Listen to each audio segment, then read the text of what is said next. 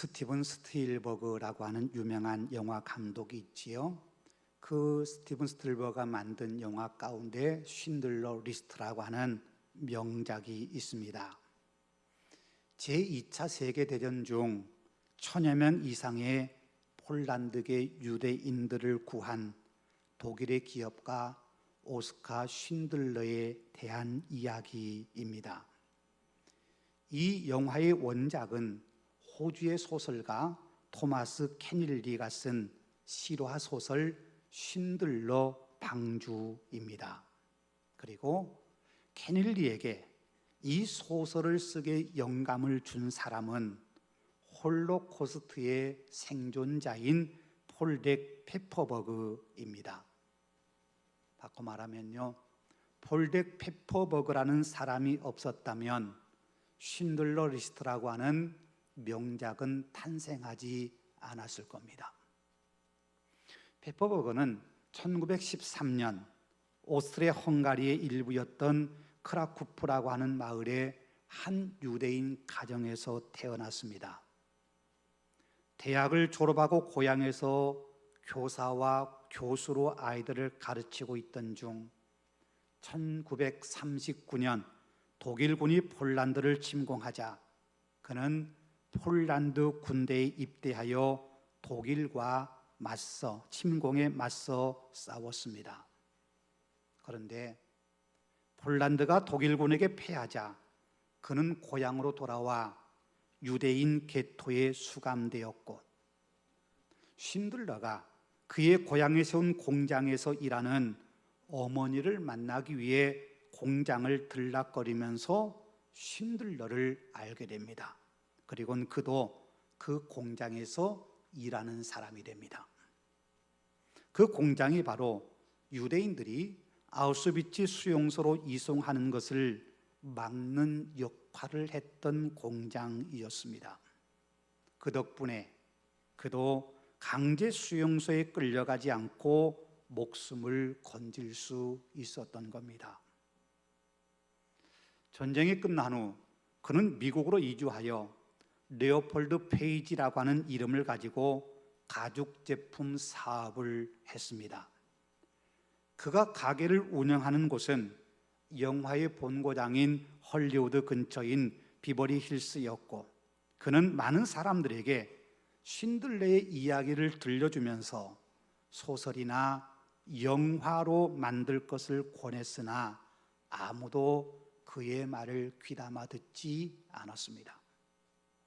그러던 중 1980년 호주의 소설가 토마스 케닐리가 서류 가방을 사기 위해 그의 가게를 찾아왔을 때 그가 소설가임을 알고서 그에게 쉰들러에 대한 방대한 자료를 보여줍니다. 케닐리가 그의 관심을 보이자 그는 케닐리와 함께 폴란드로 가서 쉰들러와 연관된 여러 장소들을 방문하면서 케닐리로 하여금 쉰들러의 방주라는 소설을 쓰게 큰 영향을 주게 됩니다. 뿐만 아니라 스티븐 스필버그 감독에게 11년 동안이나 매주 전화를 해서 케닐리가 쓴 쉰들러의 방주라는 이 책으로 영화를 만들도록 끈질기게 설득했습니다. 그렇게 해서 만들어진 것이 쉰들러 리스트입니다. 쉰들러 리스트는 제66회 아카데미 시상식에서 최우수 감독상 등 7개 부분에서 수상을 하게 되는데, 감독상을 수상하던 그 자리에서 스티븐 스필버그 감독은 이런 말을 남겼습니다. 폴덱 페퍼버그라는 생존자에게 나는 그에게 큰 빚을 지고 있습니다. 그는 오스카 쉰들러의 이야기를 우리 모두에게 전해 주었습니다. 폴덱 페퍼버그, 그는 자신과 아내 등 수많은 사람의 생명을 살려준 쉰들러를 잊을 수가 없었고, 그것이 세상에 알려지기를 원하며 수십 년을 노력했습니다. 소설가나 영화 감독들이 그에 대해 관심을 갖지 않았지만 그는 낙심하지 않고 만나는 사람들에게 신들레의 이야기를 전해주었습니다. 그가 그렇게 한 이유가 있겠지요. 그는 신들러에 그가 자신의 생명을 구해주었다는 것에 감사했기 때문입니다. 그의 은혜를 잊을 수가 없었기 때문입니다. 그리고 그는 독일 나치가 저지른 전쟁의 엄청난 죄악을 직접 경험했고 그것들을 세상에 드러내지 않으면 안 된다는 절박감이 그의 마음에 있었기 때문입니다. 한마디로 그는 증인입니다. 직접 나치의 죄악을 경험했고 그 죄악 가운데서 신들레의 선행으로 살아남은 증인이었기 때문입니다. 그렇습니다. 증인은요, 자신이 목격한 바를 증언하지 않으면 안 된다는 절박감이 있습니다. 그런 절박감은 자신을 가만 있게 하지 못합니다. 어떻게든 자신이 보고 들은 것, 자신이 알고 있는 것을 세상에 드러내기 위해서 몸부림을 칩니다. 오늘 본문에 나오는 제자들도 그랬습니다. 제9시 기도하는 시간에 성전에 올라가던 베드로와 요한은 성전 미문에서 마치 연극의 배경처럼 앉아있던 한 거린을 보게 됩니다. 평소라면 그냥 스쳐 지나칠 것인데 그날은 그럴 수가 없었습니다. 성령께서 그들의 마음을 강력하게 이끌었기 때문입니다. 그 이끌림에 의해서 안진뱅이 거린을 주목하여 보게 됩니다. 천천히 아주 오랫동안 주목하여 보았더니 하나님께서 그들에게 긍휼의 마음, 예수 그리스도의 마음을 주셨습니다. 그런데 그들의 주머니에는 적산할 것이 아무것도 없었습니다. 베드로와 요한은 비록 자신들에게 금과 은은 없을지라도 자신들의 마음 가득히 머물고 계신 예수 그리스도의 이름을 선포합니다. 나사렛 예수 그리스도 이름으로 일어나 걸으라고 말입니다. 그리고 안진뱅이 거린의 오른손을 잡아 일으켰더니 40여 년 동안 한 번도 걸어본 적이 없는 그 안진뱅이가 벌떡 일어났습니다. 그리고 베드로와 요한을 따라 성전으로 들어가서는 걷기도 하고 뛰기도 하면서 하나님을 찬양했습니다. 그 일로 인해 안진뱅이였던 그가 그날 성전에서 주인공처럼 주목을 받게 됩니다. 그는 그 주목이 자신에게 쏠리는 것이 옳지 않다고 생각했습니다. 그래서 베드로와 요한의 어깨를 붙잡았습니다. 이분들이 나를 고쳐 주었노라고 말입니다. 그러자 걷게 된 안진뱅이에게 쏟아졌던 시선이 일제히 베드로와 요한에게 향해졌습니다. 이제 주인공은 베드로와 요한이었습니다.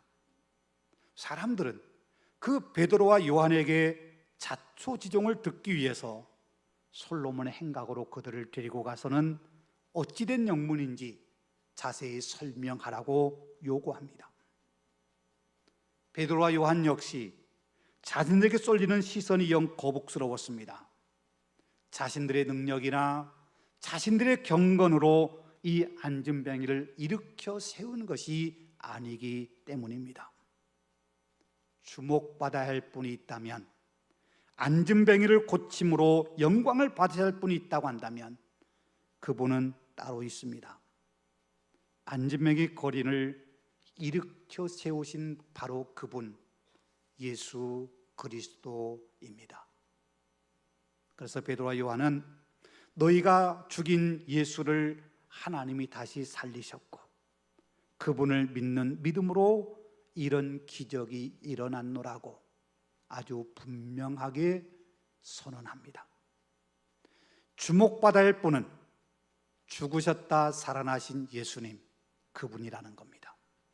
그러면서 비록 너희가 그분이 하나님의 아들 메시아인 줄 알지 못하고 그랬겠지만 이제라도 회개하면 죄를 용서받고 새롭게 될 날이 오게 될 거라고 말해줍니다. 그렇게요, 베드로와 요한이 담대하게 복음을 전하고 있는데 그 광경을, 그 상황을 가만두고 보지 못한 무리들이 있었습니다. 성전에서 제사를 주관하는 제사장들, 그리고 성전의 경비를 맡은 경비 책임자, 그리고 사두개인들입니다. 특별히 사두개인들이 복음을 전하는 제자들을 싫어했던 이유는 제자들이 부활에 대해서 이야기하고 있기 때문입니다. 사두개인들은 다른 유다의 종파와는 달리 부활 같은 것은 없다고 주장했던 사람들입니다. 그런데 베드로와 요한이 예수님께서 죽은 자 가운데 다시 살아나셨다고, 부활하셨다고, 그리고 우리도 주님 오실 때 부활할 것이라고 증언하니, 자신들의 사상과 맞지 않는 것을 증언하니 가만히 있을 수가 없었던 겁니다. 그는 곧 베드로와 요한을 체포하여 가두고 말았습니다. 이들을 가만 놔두었다가는 뭔가 사달이 날 것만 같았기 때문입니다. 그렇게 베드로와 요한은 체포되어 감옥에 갇히게 되었습니다. 이걸로 끝나는 것 같았는데 더 큰 문제가 발생했습니다. 다음 날 베드로와 요한을 취조하려고 보니 예루살렘의 분위기가 영 이상했습니다. 이유는 어제 있었던 일로 인해 많은 사람이 예수를 믿게 되었기 때문입니다.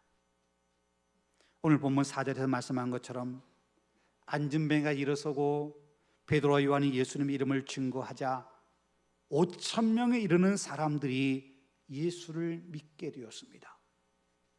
이는요, 종교 지도자들의 입장에서는 아주 위협적인 일이 아닐 수 없었습니다.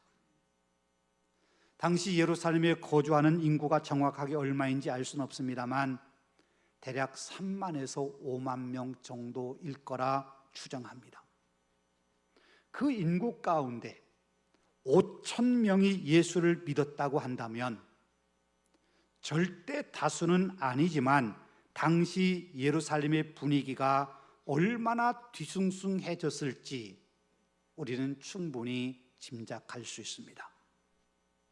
이런 분위기라면 얼마 전에 예수를 십자가에 못 박게 만든 산헤드린 공회에 대한 시민들의 불신과 저항이 거세질 수도 있습니다. 이는 분명 큰 위협과도 같았습니다. 예루살렘의 분위기가 자기들에게 너무나도 불리하게 돌아가고 있었습니다. 그래서 아침이 되어서는 산헤드린 공회가 긴급하게 모였습니다. 오늘 보면 5절과 6절에 관리들과 장로들과 서기관들이 모였는데 거기에다가 대제사장들과 대제사장의 문중들이 합세했습니다. 여러분, 이렇게 자세히 기록하고 있는 것은 당시의 분위기가 얼마나 급박하고 험악해져 갔는지를 우리에게 보여주고 있는 겁니다. 산헤드린 공회가 긴급하게 모인 겁니다. 오늘로 말하면 위협적인 상황에 대처하기 위해서 국회가 긴급 소집된 겁니다. 거기에다가 대제사장의 문중 사람들까지 더해졌습니다. 당시 최고의 권력자들, 종교 지도자들이 다 한자리에 모였습니다. 끌려갔던 베드로, 요한, 사실 그들은 신분으로 본다면 별 볼 일 없는 나사렛 시골뜨기들 아닙니까? 별 볼 일 없는 사람들입니다. 그들이 아무리 날뛴다 하더라도 당시 종교 지도층에게 그리 위협적인 존재일 수는 없습니다. 그러나 지금은 상황이 그렇지 않습니다. 베드로와 요한이 문제가 아니라 그들이 전한 예수가 그들에게는 트라우마 같은 두려움의 대상이었기 때문입니다. 예수의 이름을 믿는 사람들이 많아졌다고 하는 것은, 그리고 예수의 이름이 예루살렘 국내에 자주 언급되고 있다고 하는 것은 불과 몇 달 전에 자신들이 십자가에 못 박아 죽인 예수에 대한 그 자신의 잘못에 대한 엄청난 저항 운동이 일어날 것만 같았습니다. 그래서 그들은요, 베드로와 요한을 가운데 세워놓고 너희가 무슨 권세로 또 누구의 이름으로 이런 일을 했느냐고 따져 묻습니다. 여기 너희가 라고 하는 말은 너희 같은 놈들이, 너희가 감히, 그런 뉘앙스입니다. 너희 같은 놈들이 감히 누구의 허락을 받고 예수의 이름으로 사람들을 선동하느냐는 겁니다. 여러분, 이때의 분위기를 한번 생각해 보십시다. 사내린 공회원은 70명입니다. 그리고 거기에다가 대제사장의 문중들까지 참석했다면 70명이 훨씬 넘는 사람들이 지금 그 자리에 있다는 말입니다. 그들은요, 막강한 권력을 가진 사람들입니다. 이스라엘 최고의 권력자들입니다. 그들이 베드로와 요한을 빙 둘러싸고 위협적인 태도로 신문을 합니다. 그들은 사람들에게 엄청난 인기를 끌고 있던 예수님마저도 십자가에 못 박아 죽일 것을 결의할 정도로 자신들이 하고 싶은 건 뭐든지 다 할 수 있는 사람들입니다. 그들이 베드로와 요한쯤 어떻게 하는 거 아무 문제도 되지 않습니다. 그런 힘을 가지고 있는 사람들입니다. 그런 힘을 가지고 있는 사람들 수십 명이 아무런 힘도 없는 베드로와 요한을 가운데 세워놓고 현란하게 신문합니다. 여러분, 그때 베드로와 요한의 마음이 어떠했겠습니까? 일반적인 사람이라면 당연히 심리적으로 위축될 수밖에 없었겠지요. 더군다나 그들은 전날 밤 감옥에 갇혀 있었습니다. 감옥에 갇혀 내일 심문당할지 모른다는 그런 생각을 하면 불안하고 마음이 두려웠을 겁니다. 그런 상태에서 아침에 사내린 공회에 끌려갔는데 어마어마한 권력자들이, 그 많은 사람들이 자신들 둘러싸고 위협적인 태도로 신문을 합니다. 얼굴에는 잔뜩 화가 나 있고 분노의 시선으로 베드로와 요한을 바라보며 위협합니다. 말 한마디 잘못했다가는 큰 고초를 당할 수밖에 없는 상황입니다. 그러니 그곳에서 신문을 당하고 있는 베드로와 요한, 심리적으로 불안할 수밖에 없습니다. 그런데요, 오늘 본문에 보면 베드로와 요한에게서 그런 불안하거나 두려워하는 표정이나 마음은 전혀 찾아볼 수가 없습니다. 그들은 권력자들이 묻는 말에 조금도 지체하거나 머뭇거림 없이 담대하게 대답합니다. 아주 정확하게 신문하는 권력자들의 반박할 수 없을 정도로 정확한 근거를 대며 대답합니다. 주저함 없이 대답하는 베드로 요한을 바라보면서 권력자들은 할 말을 잃을 정도였습니다. 본문 13절입니다. 그들이 베드로와 요한이 담대하게 말함을 보고 그들을 본래 학문 없는 범인으로 알았다가 이상히 여기며 또 전에 예수와 함께 있던 줄도 알고. 여러분, 왜 베드로와 요한은 그렇게 담대하게 말할 수 있었을까요? 분명 상황은 베드로와 요한에게 위협적입니다. 일반 사람들이라고 한다면 두려울 수밖에 없고 말 한마디 잘못했다가는 엄청난 일을 당할 것 같은 생각에 불안하고 마음이 위축될 수밖에 없는 상황입니다. 그런데도 두 사도에게는 두려움이나 움츠러드는 마음이 조금도 없었습니다. 아무리 막강한 권력을 가진 자들이라 하더라도 그들이 결코 두렵지 않았던 겁니다. 그래서 그들은 담대하게 증언했습니다. 여러분, 여기요, 담대하게 말하다 한 이 말이 파레시아입니다. 파레시아라고 하는 것은 자신이 하고 싶은 말, 자신이 해야 될 말을 아무 거침없이 다 한다, 그런 뜻입니다. 어떤 위협적인 상황에서도 누군가가 자신의 말에 반대한다 하더라도 자신이 하고 싶은 말 다 하는 거, 그게 파레시아입니다. 그런데요, 이 파레시아라고 하는 이 말이 사도행전에서는 굉장히 중요한 단어입니다. 성령의 사람들, 복음의 사람들, 예수 그리스도의 증인된 사람들에게 나타나는 특징, 그게 바로 파레시아, 담대히 말하는 것입니다. 그렇다면 여러분, 배운 것도 없고 아무 힘도 없는 베드로와 요한, 이 두 사도가 막강한 권력자들 앞에서 그렇게 담대하게 자신들이 하고 싶은 말 다 할 수 있었던 이유는 무엇일까요? 왜 그들은 주눅들거나 위축된 마음 없이 그 무시무시한 분위기 속에서도 거침없이 담대하게 자신들이 하고 싶은 말 다 했을까요?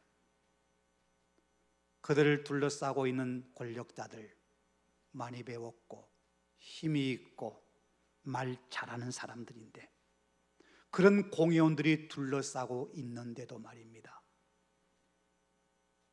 그 첫째 이유는 그들이 성령 충만했기 때문입니다. 성령으로 충만한 사람은 상황을 바라보지 않고 하나님을 바라보기에 상황으로 인해 두려움에 빠지지 않습니다. 실제 사내된 공회에서 오늘 본문의 말씀처럼 증언하다가 순교를 당한 사람이 있지요. 스데반입니다. 그 스데반도 오늘 본문과 비슷한 상황에 놓여 있지만 그도 성령이 충만하니 얼굴이 천사와 같았다고 증언해 줍니다. 천사와 같았다. 두려움이 전혀 없었다는 얘기입니다. 두 사도가 권력자들의 위협 속에서 담대할 수 있던 또 하나의 이유는 그들은 사실과 진실을 이야기하고 있기 때문입니다. 예수님께서 죽음에서 부활하셨다는 것도 사실이고, 예수의 이름으로 안진병이 거린이 일어나 고침받았다는 것도 사실입니다. 사실이고 진실을 말하기 때문에 전혀 두려울 게 없습니다. 그래서 이렇게 말합니다. 우리는 보고 들은 것을 말하지 아니할 수 없다. 우리가 본 거니까, 우리가 들은 거니까, 내가 알고 있는 거니까, 자신들이 하는 말에 거짓이 없으니까 말하지 못할 이유가 없다는 겁니다. 그리고 하나 더 있습니다. 그것은 분명한 증거가 있기 때문입니다. 오늘 본문 14절에 말씀한 것처럼 그 자리에는요, 병 고침 받은 안진병이었던 그 사람이 거기에 함께 있었습니다.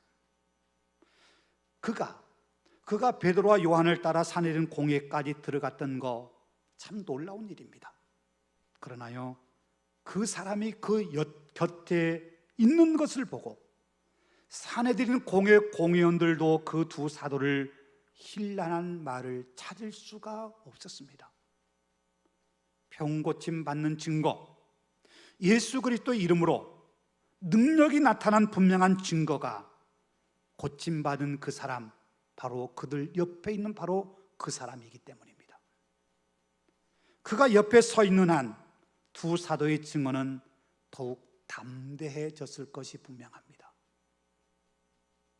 이런 상황에서 사내된 공의 권력자들, 그들은 이제 더 이상 요한과 베드로를 신문할 명분이 없어졌습니다. 그들이 할 수 있는 최선의 방법은 두 사람을 위협해서 더 이상 말하지 못하게 만드는 것뿐입니다. 더 이상 이 이야기가 예루살렘에 퍼지지 못하도록 위협하는 겁니다. 그래서 위협했습니다. 협박했습니다. 본문 17절입니다. 이것이 민간에 더 퍼지지 못하게 그들을 위협하여 이후로 이 이름으로 아무에게도 말하지 말게 하자 하고 위협했습니다. 협박했습니다. 한 번만 협박한 거 아닙니다. 21절에서도 다시 위협하고 놓아주었다라고 말씀합니다. 여기 다시 위협했다는 이 말은 더 높은 강도, 더 강하게 위협했다는 말입니다. 더 이상 예수의 이름으로 말하지 말라라고 하는 것에 끝나는 것이 아니라 예수의 이름으로 더 이상 말했다가는 너희들 죽을 거야, 죽을 수 있어 라고 협박을 한 겁니다. 그런데 베드로와 요한은 그들의 협박에 전혀 굴복할 마음이 없습니다. 담대히 다시금 선언합니다. 하나님 앞에서 너희 말을 듣는 것이 하나님의 말씀을 듣는 것보다 옳은가 판단하라. 누구 말 들은 게 옳으냐? 너희 말 아니야. 너희 말 들을 이유 없어. 우리는 하나님의 말씀을 따를 거야. 너희가 아무리 힘이 있고 권력자들이 하더라도 우리는 하나님의 말씀을 따르는 걸 사명으로 삼고 살고 있는 거야. 이렇게 말하고 있는 겁니다. 처음 분위기는 권력자들이 승기를 잡는 것 같아 보였습니다. 사내린 공회와 대상 문중이 다 모여서 아무 힘도 없는 베드로와 요한을 신문하고 위협했습니다. 그런데요, 베드로와 요한이 성령의 충만에 담대히 말하자 전세는 역전되었습니다. 그 막강한 힘을 가지고 있던 사내린 공회가 어찌해야 할지 몰라서 어리둥절한 상황이 되고 말았습니다. 그러다가 말로는 더 이상 어찌해 볼 수가 없어 자기들이 가진 권력과 힘을 가지고 위협하고 협박했습니다. 그렇게라도 사도들의 입을 막으려 했던 겁니다. 그런데 그것마저 뜻대로 되지 않았습니다. 사도들이 오히려 더 강강하게 우리는 너희 말 듣지 않겠다. 우리는 하나님의 말씀을 따르겠다고 선언했기 때문입니다. 이게 더 이상 할 수 없는 사내린 공회가 두 사도를 협박하고 풀어주었지만 결국 승리의 손은 두 사도의 것이었습니다. 그래서 그 된 일을 본 사람들은 모두 하나님께 영광을 돌리게 됩니다. 사도들의 역전승이었습니다. 여러분, 성령의 사람들을 막을 수 있는 것은 아무것도 없습니다. 아무리 위협해도 또 죽일 것이라고 협박을 하더라도 성령의 사람들을 막을 수는 없습니다. 그들의 협박대로 목숨을 내놓아야 하는 상황이라 하더라도 성령의 사람들은 복음의 증인으로서의 사명을 잊지 않았습니다. 왜 그럴까요?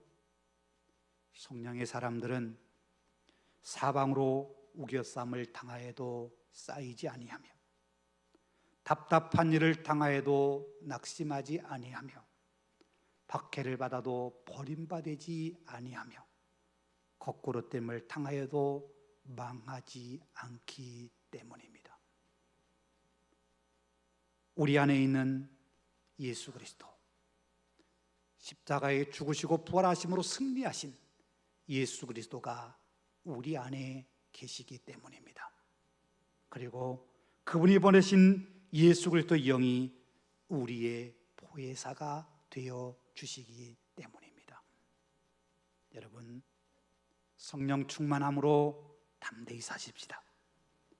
세상의 어떤 위협 앞에서도 신앙의 진실을 아는 사람들은, 신앙의 참된 기쁨을 아는 사람들은 세상의 유혹 앞에, 세상의 위협 앞에 무릎 꿇지 않고 담대할 수 있습니다. 주눅들거나 낙심되지 않습니다. 우리에게 상황이 불리한 것처럼 보일지라도 결국 하나님께서 우리에게 역전승을 안겨주실 것을 우리가 알기